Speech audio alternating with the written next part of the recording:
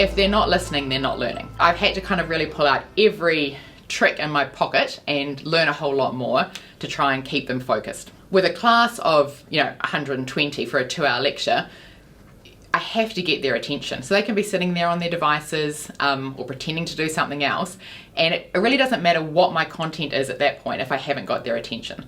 So I will do things, I teach in the Socratic method a lot, so I will walk up amongst the audience to their horror. I'll stand next to students and chat to them.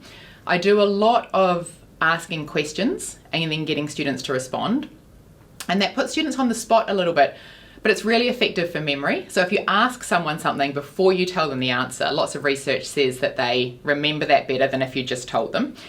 And even if they get the answer wrong, they're still more likely to remember it, even than if they got the answer right.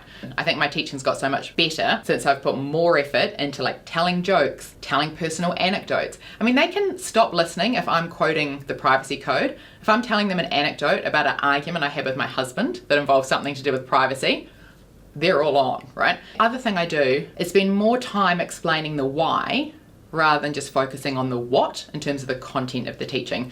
The reason I'm telling you the next bit is because it's going to be critical when you address these kind of problems, or it's going to be essential when you put this bit together with that bit. So much more focus on the why and bringing your audience along with you.